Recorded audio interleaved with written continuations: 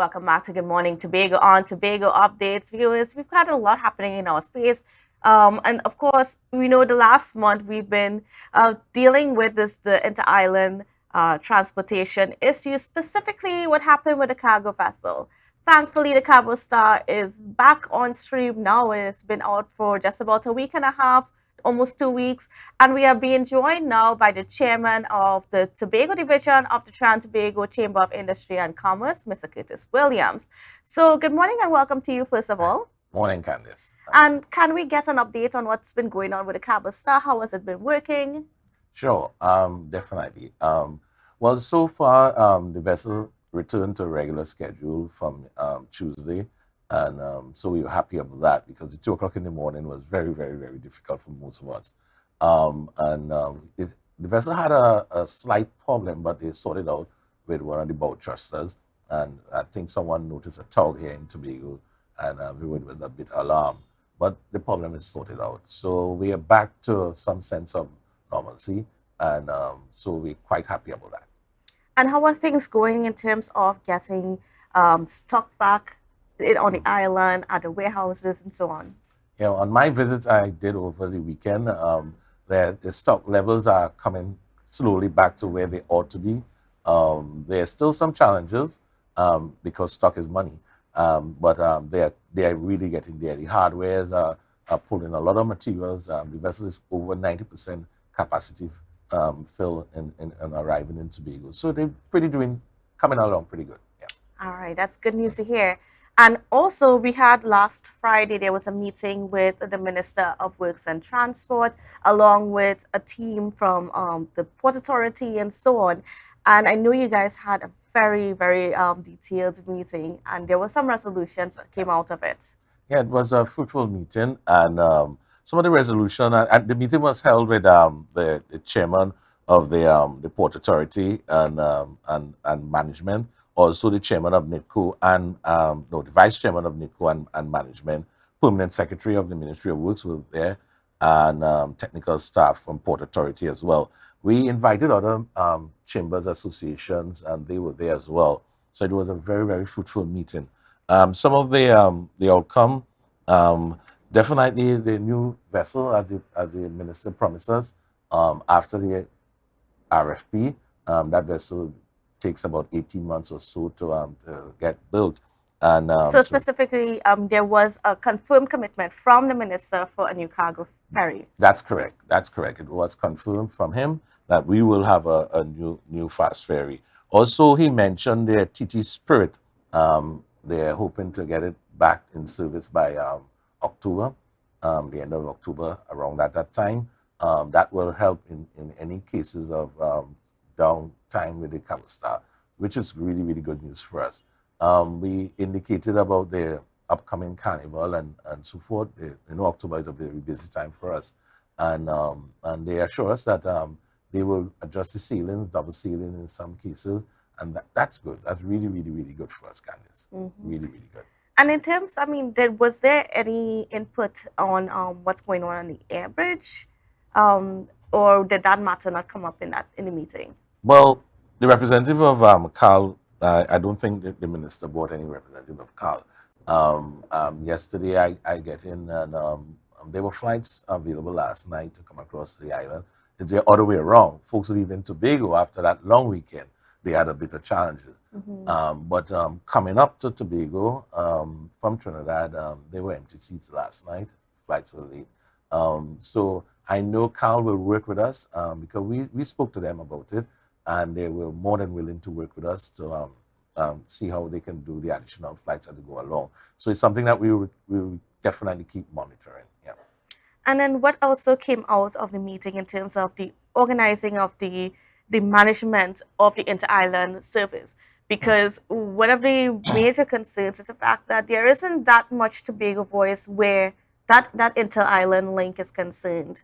Was there any inroads where that is concerned? Yeah, definitely. The Port Authority will have 2 representatives on our committee so that we were able to have dialogue with them, which is good. The minister asked them if they can place 2 personnel from the Port Authority, both in Trinidad and Tobago, so that the chamber and the Port Authority could continue that great link we have. Also, they're going to do a new ticketing system, which they're going to launch soon. Because we spoke about the ticketing system and how, well, I should say terrible about the challenges we had with it. And then also we So, if we just stick a pin on that ticketing system, what would it look like now? well, the thing is that you're having challenges with the ticket in the sense that sometimes you go online, there's no tickets, or you go by an agent and there's no ticket, but when you go on the port, there are tickets, and that's a problem. And so they was working on that, and this new system, it's going to be seamless, and so I'm looking forward to the new ticketing system as well. Too. And would it also allow for future booking? Because that was That's another right. challenge. That's correct. That you could probably only book like a month ahead and That's so on. correct. Yeah, mentioned that it will allow a lot. So we're really looking forward to it and on the launch of that new ticketing system. Also, they spoke about the port is going to review its incident management plan and to treat with the incident, which is good. The chairman indicated that. And so we're looking forward to some of these doables or these promises, and we're definitely going to hold the folks accountable as they move along.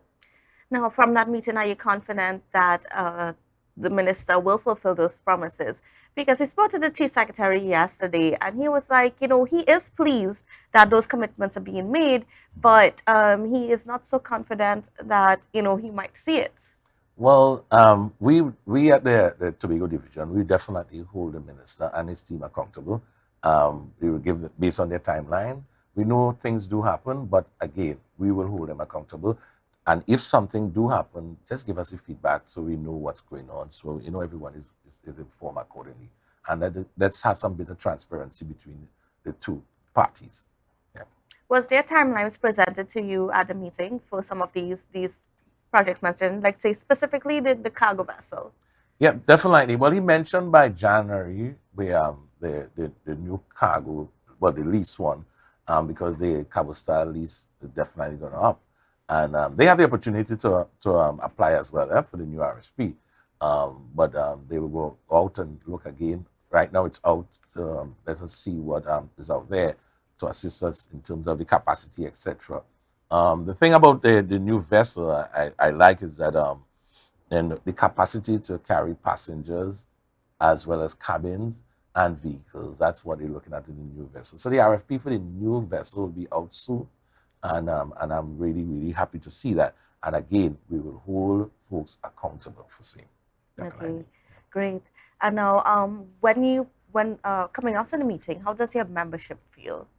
Well, from both my membership and the other associations around, they were all delighted on breath of fresh air, and it was really, really, warm and welcome. I was really moved by it, and the deliverables. So again, we will hold the Port Authority, and even in the tourism season. Remember when the cruise ship in Port of Spain, the vessel can't, but all of that has been sorted out. They're working on a plan with it because the Port of Spain harbor dredge already, and now they're going to work on that. So they're going to definitely have some trials with the Cabo Star on the other side, not by the cruise ship complex, and let's see how that works, right? So we don't have that issue when there's a cruise ship there and we can't get the vessel to sail and all that.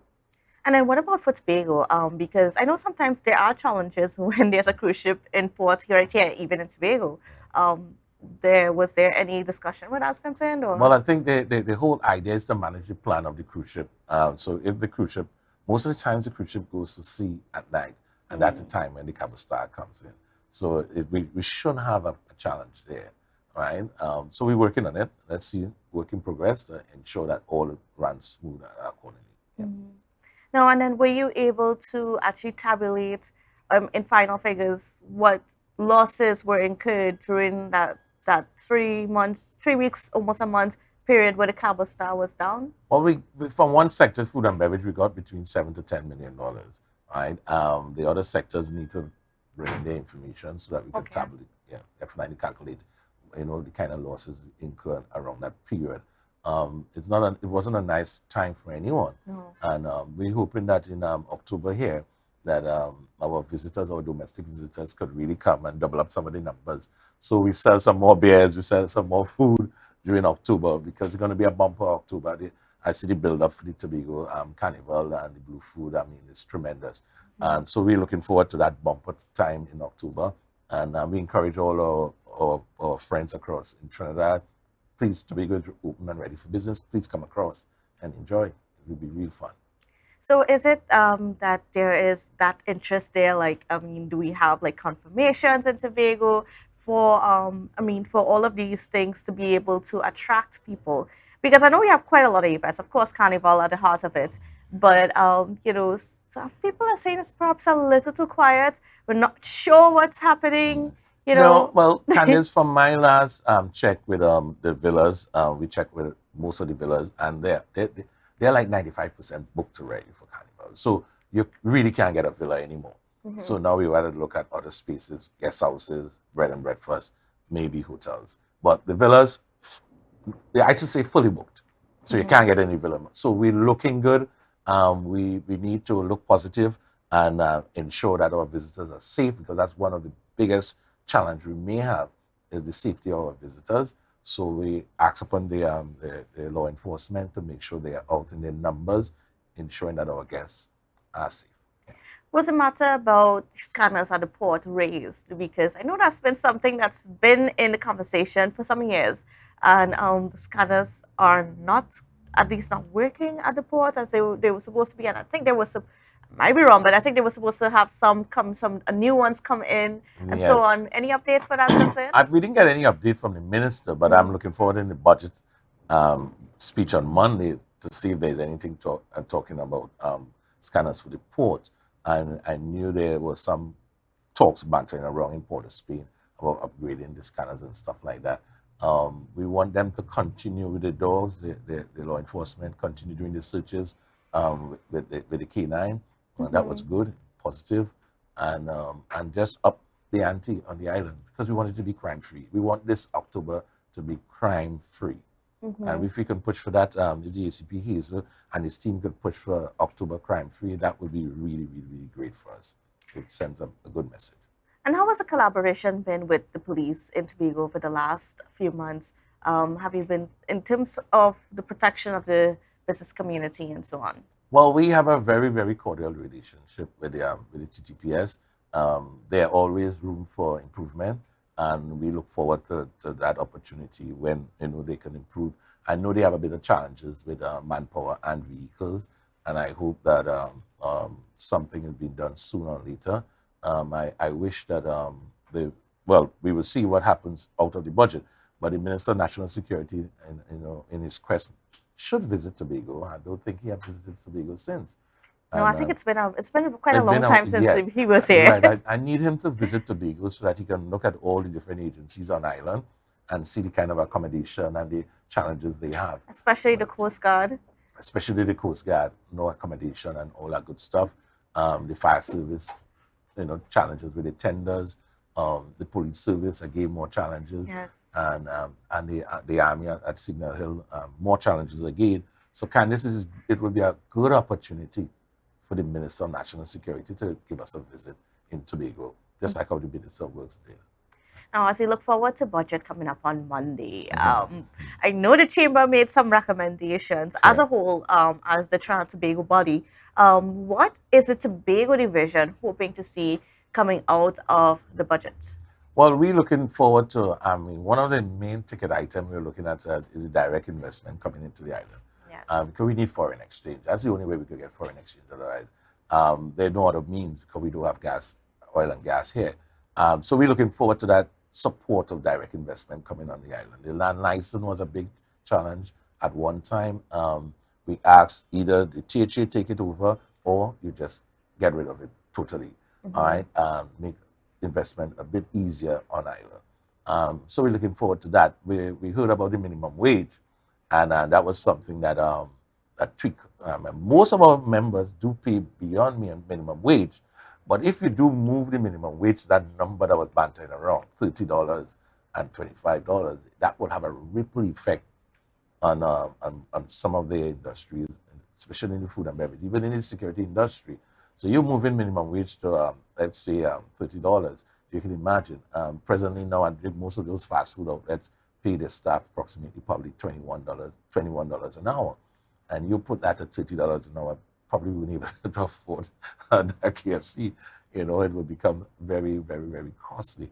And even in the security industry, you move minimum wage to something like $30. Uh, I'm telling you, all because that service, I mean, now crime is so high, and now you're going to add additional bill onto the Right. business community. It's going to be real high. Security costs will definitely go up drastic. Has there been any conversation between the government and the chamber or the business community in regards to how we should treat with an increase in minimum wage? No, no, there haven't been any. And once we were on a committee that the chamber shares information with the union, and that committee just gone defunct. So we're looking forward to those kind of dialogue, because those are the dialogue that definitely needed before the announcement of minimum wage and then the amount, because you're going to just put a figure there Yes. and not study the effect of the figure, and that's a big problem we have now. So if you put a figure there without studying the effect of that figure, now the ripple effect, right? The business community will pass that cost on. There's no way they can absorb it coming out of the pandemic. How much more can we take, Kandace? Certainly. We have been taking a lot. No, and then one of those promises or one of those things that are continuously talked about every year for the budget is that of the VAT returns and so on that seem to not be getting to the business community despite what the minister says in Parliament. Yeah, well, they will. I remember in Trinidad and even in Tobago, in some areas, there were some challenges getting the returns, and they were giving you VAT bonds and so forth. Candice, you can imagine when you don't get your returns in a timely manner, how that affects your cash flow, you know, and it could be a real hard take for business not getting that return in a timely manner. We're hoping the minister mentioned something about that in his upcoming speech, and we're really looking forward to that budget on Monday. It will be a very exciting budget. Mm-hmm. Now, when you look at everything that's been happening in the economy for Trinidad and Tobago, what are some of the things that you think that that you want the public to pay attention to in the budget? Yeah. Well, we really want the public to pay attention to one, if they're going to be a cost in doing business, because there ought to be some incentive going forward for business, right? And not just giving us additional expenses in the terms of raising minimum wage and other things. But there must be some incentive, something telling you that, hey, we want to get you back on right keel. So we think some investment in us as business owners in terms of incentives will be really, really good for us, whether tax or other incentive that will assist us going forward. Mm-hmm. And then things like the property tax and so on that, of course, we keep hearing about, right? But was there a conversation with the business community, because the property tax regime would also affect the business community in a greater way than it would affect residents? Yeah, that's correct. And well, slowly, surely, we know the property tax is coming, and it's coming via the residents first, and then the business community will be after.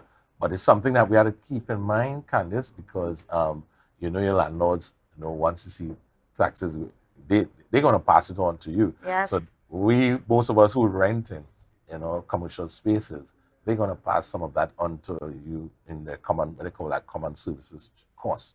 And you're definitely going to see a rise in some of these taxes. So it's something that we have to be mindful of. And when the government doing these things, that's why we ask for dialogue. And there has not been. No, there haven't been. The dialogue is not meaningful dialogue. There have been none at all.